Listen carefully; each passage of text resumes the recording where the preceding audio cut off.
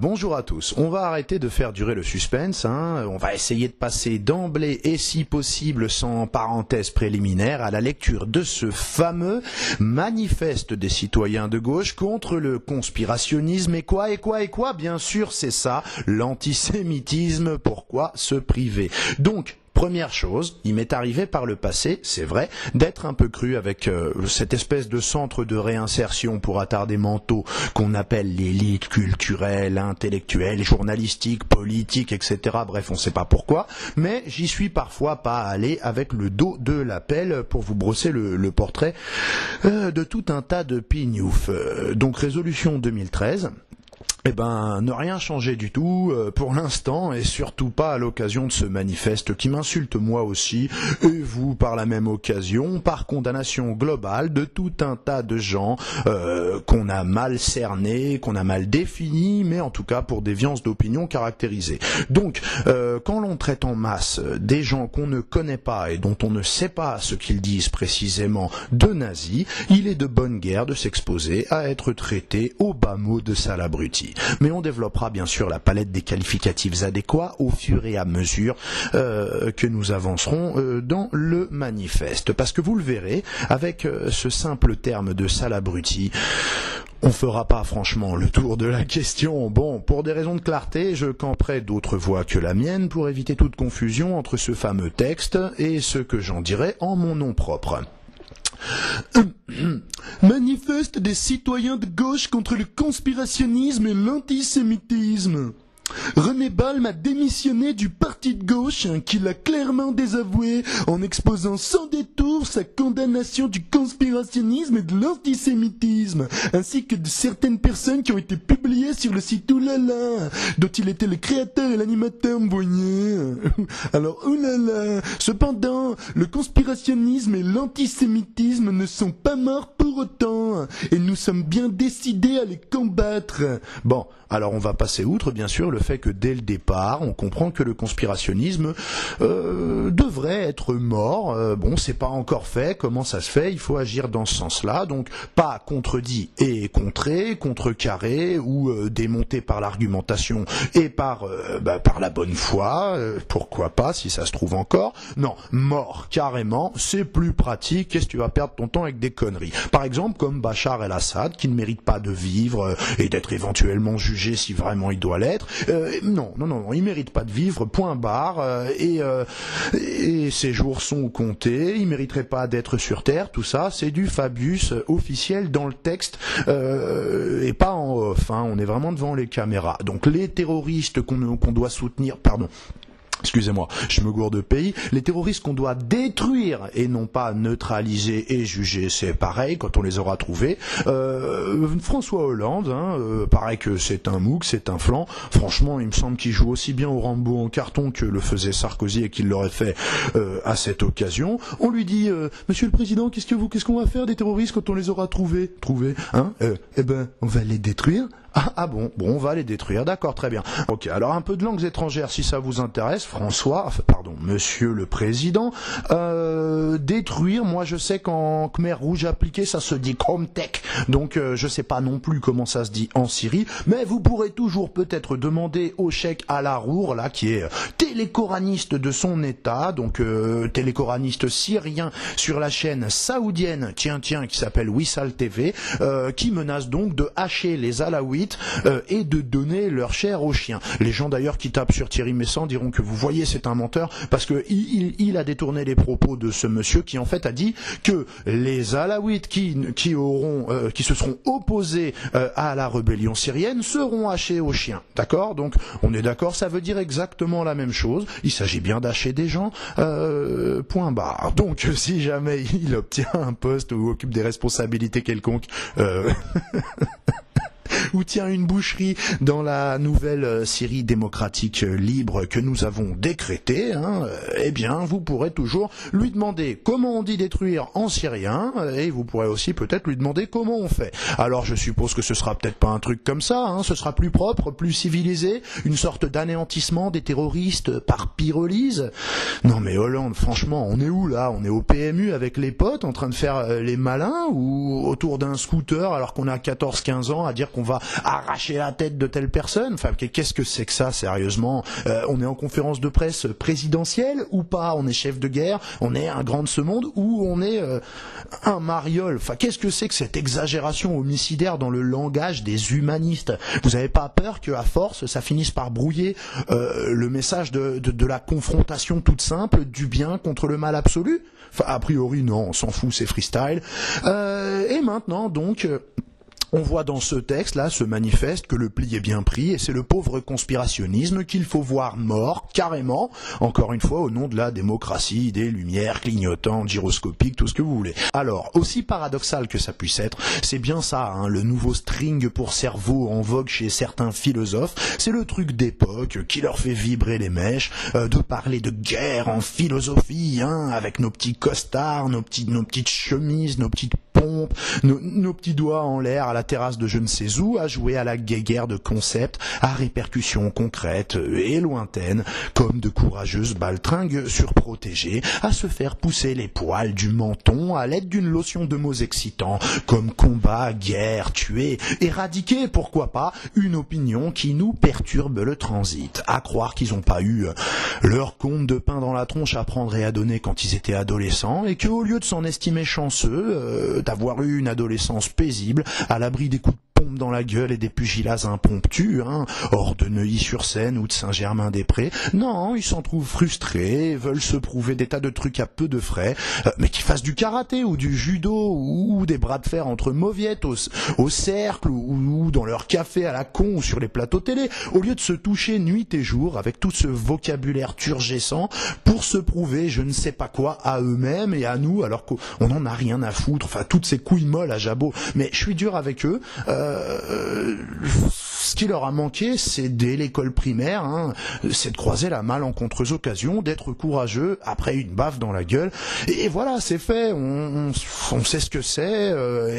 Et puis ça nous manque pas. Merde, qu'est-ce que bordel. Bon, revenons-en au Front de gauche et à son manifeste, hein, qui est bien sûr dans l'air du temps et qui regrette que les conspis s'accrochent encore à la vie, ces charognes sous assistance respiratoire d'Internet. Donc eux, ils réclament qu'on débranche. Hein, il faudrait que ce soit mort, point barre, de quoi qu'on soit en train de parler d'ailleurs, il faut que ce soit mort, c'est le point de départ et la finalité. Donc, il faut savoir ça, c'est que la liberté d'expression, d'accord, mais après, internement, des renégats idéologiques et dans le cadre strict de l'adhésion globale aux analyses de fond ayant obtenu la norme vue à la télévision. Donc, assieds-toi, mon pote, parce que ils te parlent après, hein, ils te préviennent qu'ils sont pleins de détermination et qu'ils iront jusqu'au bout. Au bout de quoi? Du fumisme?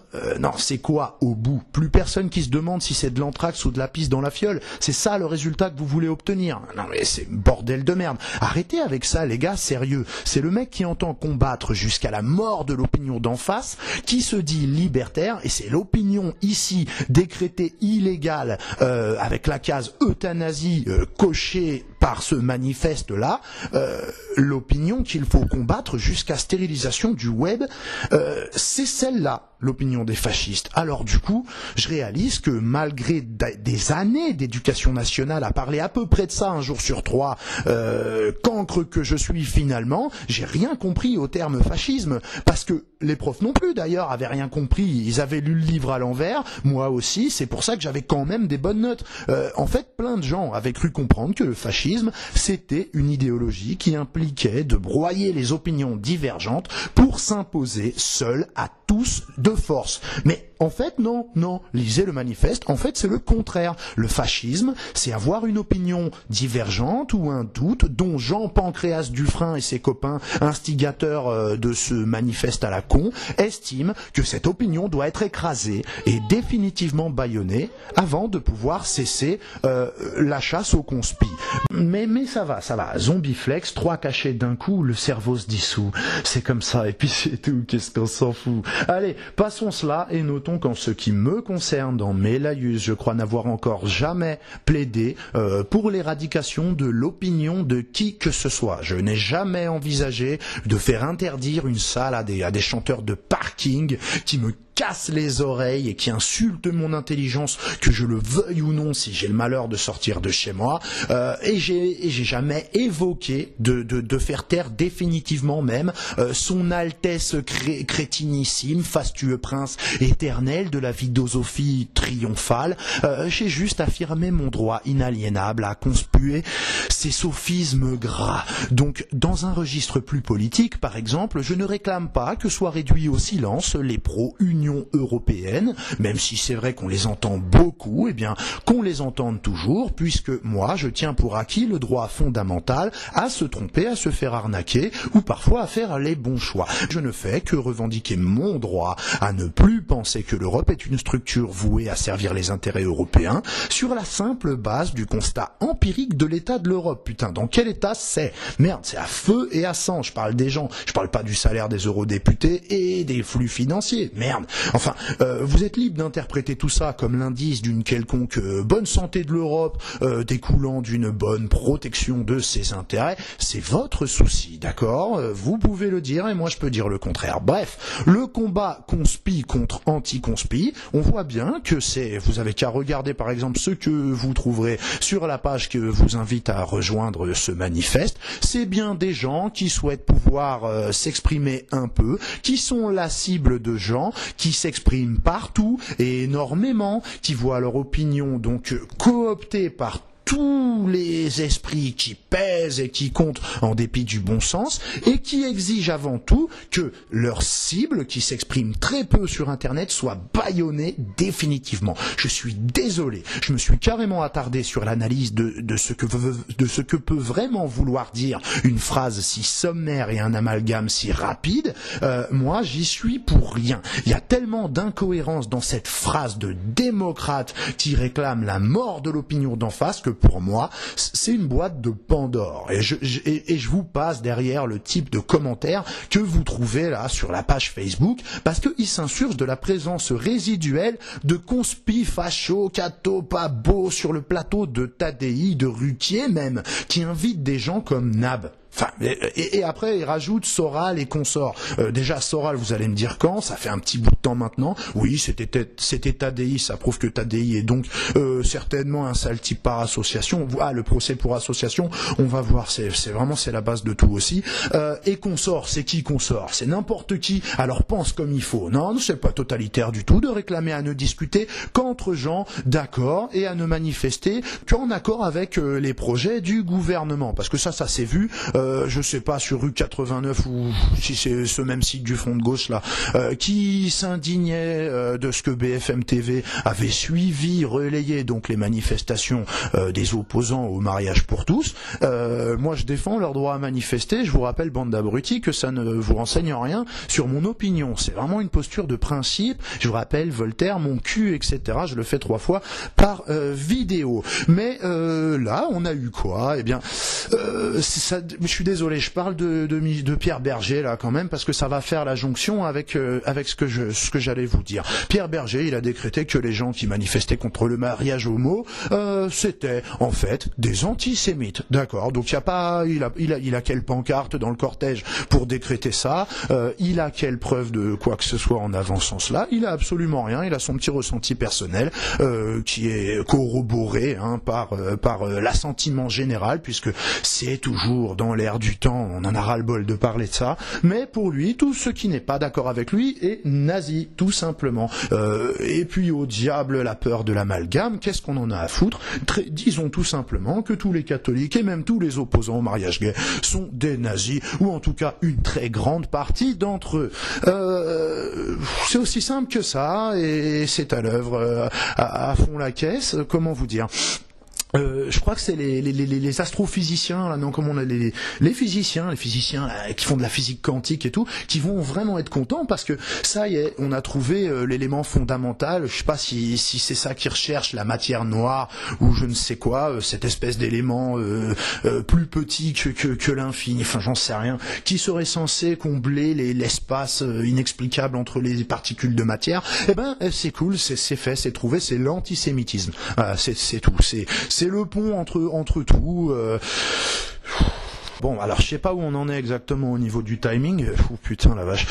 Mais j'oubliais presque le plus beau. Vous avez vu à quelle vitesse on entre dans le vif du sujet. Le manifeste blablabla contre le conspirationnisme et l'antisémitisme. Les deux notions dans la même première phrase, dans le même titre, dès le départ, comme si on avait longuement démontré par A plus B qu'elles sont équivalentes et indissociables, et que ça y est, tout le monde est d'accord à la suite d'un long débat méthodique, raisonnable, et pas trop partisan et pas trop de mauvaise foi. Bon bref, on est à la première phrase, on est dans l'intro, qu'est-ce que je dis, on est dans le titre du manifeste, bon Dieu, mais à moi on me reproche d'être long, à juste titre, mais avouez que quand même, avec un titre pareil, on se dit qu'il manque un peu de pédagogie, d'arguments entre les deux avant d'en venir à ces extrémités stupide. Enfin, tu sais, toutes ces conneries qu'on nous demandait de mettre dans les dissertations.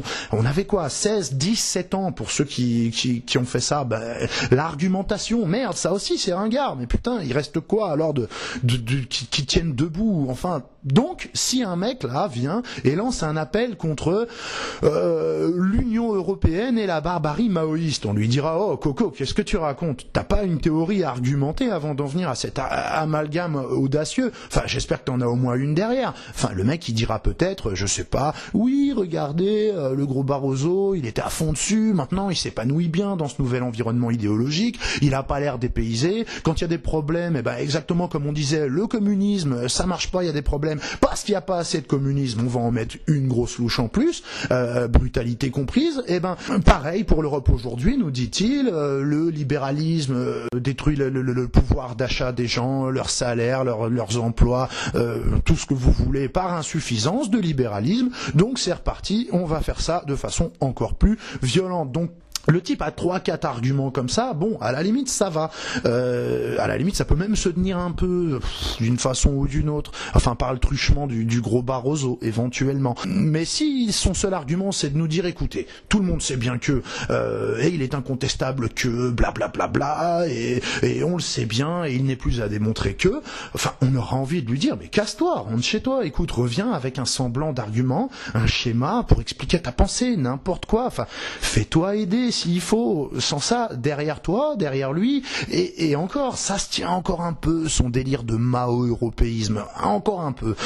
On a le mec qui va faire une pétition contre les moniteurs de colonies de vacances et la pédophilie, et il va exiger que les deux soient éradiqués, enfin, contre le front de gauche et les exécutions en Corée du Nord, et il va réclamer une action de l'OTAN contre le front de gauche. Enfin, qu'est-ce que j'en sais, moi? À moi, ça me demande des efforts d'inventer des raccourcis aussi aberrants que celui qui vous vient naturellement pour faire un titre. Donc comme si de rien n'était, comme si c'était pas en plus l'exact refrain vociféré dans chaque haut-parleur de cette prison médiatique. Mais attention, dérapage. J'amalgame médias et prison médiatique, c'est intolérable. Je suppose populisme, poujadisme, coprophagie. Mais il y a un amalgame sur lequel, bien sûr, il y aura jamais aucun souci. C'est cette équation fatale qui fait le titre de ce manifeste, c'est le point final à des siècles de rhétorique, l'aboutissement tant espéré de la chose intellectuelle a lieu en France,